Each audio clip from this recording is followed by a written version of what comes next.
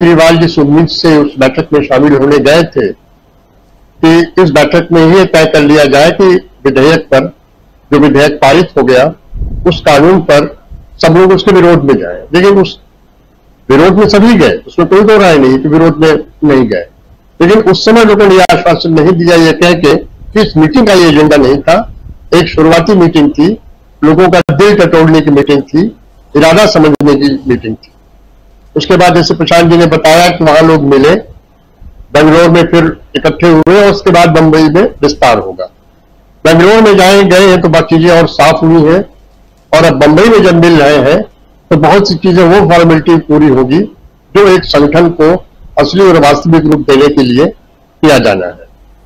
अब इंडिया गठबंधन का अभी खबर जैसे आपने बताई कि अकाली दल से भी बात चल रही है, मायावती भी आ सकती है, तो मैं इस बारे में थोड़ा सी चीज बता दूं कि 1927 चुनाव, उससे हम स्टूडेंट थे, पढ़ते थे बनारस हिंदू यूनिवर्सिटी में, समझ भी रखते थे, कॉम्पिटिशन की तैयारियां भी चल रही थी, इम्तिहान भी दे रहे थे। जिस दिन चुनाव डिक्लेयर हुआ है 77 का, उस चुनाव के डिक्लेयर होने के बाद कांग्रेस के अंदर धमाका हुआ और जगजीवन राम शतपथी और हेमवती नंदन बहुगुणा, नंदिनी शतपथी, एच.एन. बहुगुणा और जगजीवन राम, इन तीनों ने कांग्रेस छोड़ा और कांग्रेस फॉर डेमोक्रेसी बना ली। जगजीवन राम वह मंत्री थे, वह महत्वपूर्ण मंत्री थे जो 1971 के समय में इंडियन नेशनल कांग्रेस आई के अध्यक्ष थे, जिनके अध्यक्षता में 71 का वो शानदार चुनाव लड़ा गया था और जीता गया था। इमरजेंसी के बारे में जो संसद में प्रस्ताव पेश किया था वो जगजीवन राम ने पेश किया था। ये तीनों लोग छूट गए। इसके बाद और लोग छूटना निकलने लगे, बल्कि इसको जब छूटे हुए तो इंदिरा गांधी का एक शेर भी उसमें अखबारों में छपा था जो हमें याद है कि जरा सी बात पे बरसों के यार आने गए, चलो अच्छा हुआ कुछ लोग पहचाने गए। बहरहाल इतिहास होता है, ऐसे ही कभी कभी याद आ जाता है। तो जिस तरह की बात हमारे प्रोफेसर साहब कह रहे हैं उससे साफ साफ ही जाहिर हो रहा है कि निश्चित रूप से भारतीय जनता पार्टी के अंदर भी सब कुछ ठीक नहीं चल रहा है।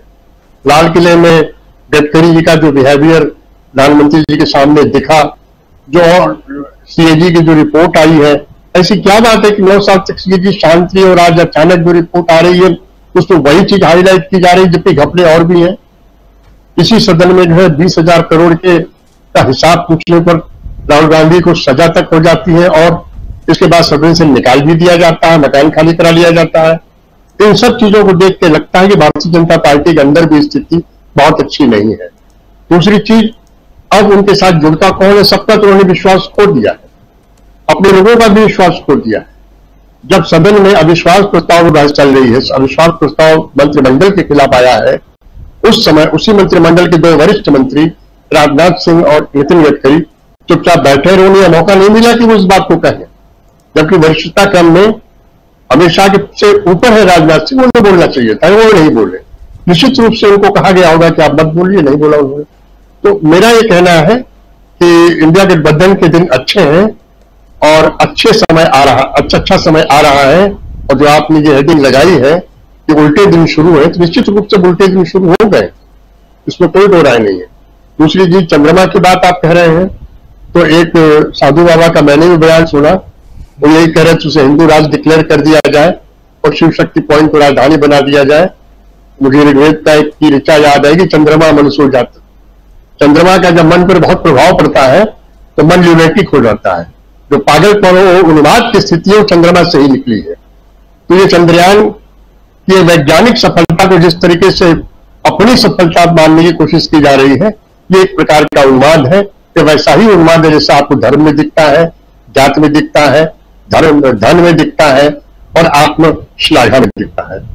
निश्चित रूप से राजनीतिक रूप से इंडिया आगे बढ़ेगा और असली चीज तो जब आप हमें 31 से पहली तारीख को मुंबई से लाइव दिखाएंगे तो स्थिति और स्पष्ट होगी। जी जी बिल्कुल, बहुत धन्यवाद आपका।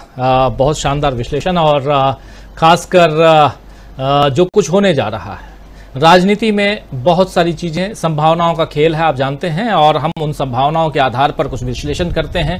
कुछ विश्लेषण वो भी करते हैं जो आज की तारीख में जो खबरें होती हैं उन खबरों को भी आपके सामने रखते हैं, यानी जो घटित हो रहा है वो भी और जो हो सकता है वो भी।